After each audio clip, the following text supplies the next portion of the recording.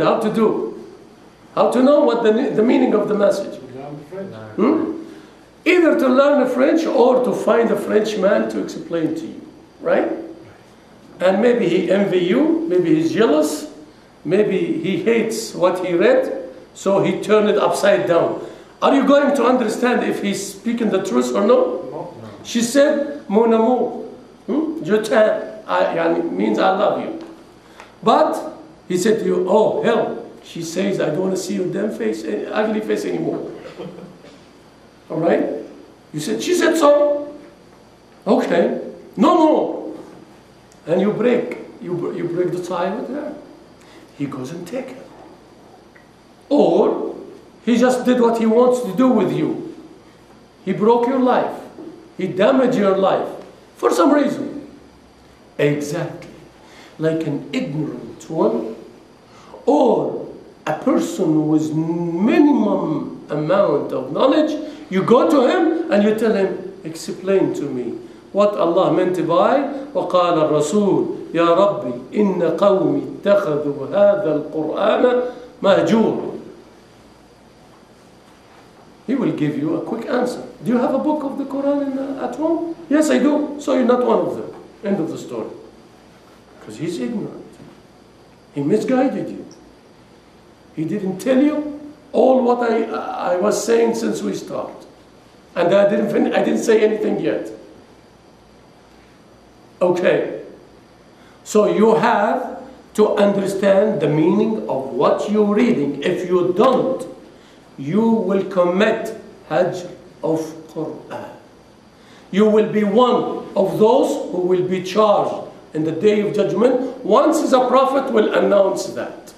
Sallallahu Alaihi Wasallam. When he will announce that my nation abandoned the Quran, Allah will order them to come out. You find yourself, if you're one of them, going out automatically. Because you can't hide yourself.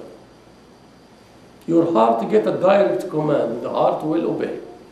You will find yourself stood up and went to Allah to be charged as one of them. If you said, I don't want to learn this Arabic language, it's silly. You know what the word silly may cause to you? That is the language of your beloved Prophet Muhammad sallallahu alaihi wasallam. If the Prophet Muhammad sallallahu alaihi wasallam came to your house, you invited him for dinner, or for a cup of tea, or even cup of water, and after he entered, you told him, you start to talk to him, he speaks in Arabic, you speak in your language. You don't know how to communicate with him. No translator. Are you going to tell the Prophet sallallahu alaihi wasallam, your language is silly? Are you going to say so? No. So don't ever say, this language, I don't like it. It is silly. It is hard. The harder of that language is the position of you in the Day of Judgment because you commit Hajj of Quran. Don't take it as a joke. It is a serious issue. If I found it an easy issue, why should we give a special class for that? It's very important. For the Arab people, their problem will be triple or 10 times worse. Why? Because he has a perfect tongue of Arabic language. He doesn't read the hard copy. He doesn't read the interpretation of it. And he's just careless. So do you think he will be equal with a Bengali guy who found the Arabic language silly language? Of course not. They won't be equal. The Arabic one, Allah will get him harder. Because the Arab people, whether they like or not, Allah put in their shoulder the responsibility of explaining to the people and convey the message to them soft and pure. And they got it from the companions. It is our mission, whether we like or not. So if you find an Arab man in a wicked position or in a wicked life, he really damaged the trust of Allah in him, onto him. He damaged it. So he will be one of those who committed abandoning the Quran or committed Hajr al-Quran. Okay. The Quran consists of what? Contains what? Halal, haram, orders, do, don't do, all right? And it contains stories of the 4 nations and contains examples which Allah drove in the Quran. When Allah gave an example of a bee, or example of a dog, or an example of a spider, why Allah given such examples for? For having fun? No, it's a great wisdom. Did you study why Allah gave such examples for? Let's get the example of a fly. You know that fly? Which you kill it like that. Or you don't want to see it at home. Or you spray it to kill it. Allah gives an example of the wing of a mosquito. No one can even create a wing of one mosquito. They can't.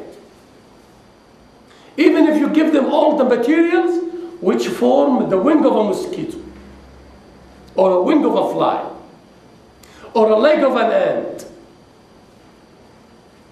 they can't. Even if they will be successful to get all the materials and form a wing, the wing is not alive. Even if Allah make the wing alive for them, they count on everything Allah gave them or Allah found on earth from square one. They didn't invent anything from their own. They didn't create the materials. They didn't blow the spirit into the wing. Look at a fly. If Allah give you a chance to look at a fly, look at it.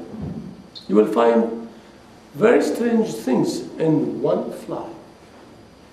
Fly has a head, chest, an end, 2 pairs of wings.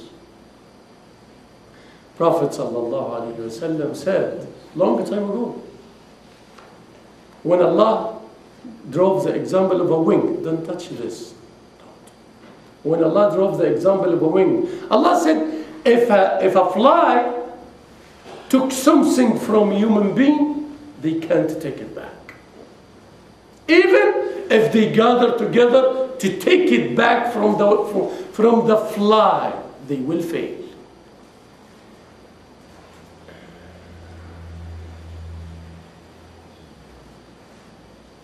And the Prophet drove another example about a fly. He said, if a fly will fall in a cup of one of you, the drink, it dropped in a drink of one of you, put it all the way down in your drink first and then take it out and throw it out. And then drink your drink. I said that in one meeting with some Christian girls, Catholic. They used to work with me in New York. Once I said, she said, disgusting. Of course I didn't beat her or curse her. I smiled because she's ignorant. She doesn't know. She said, your prophet said so? I said, yes. And science just came to know that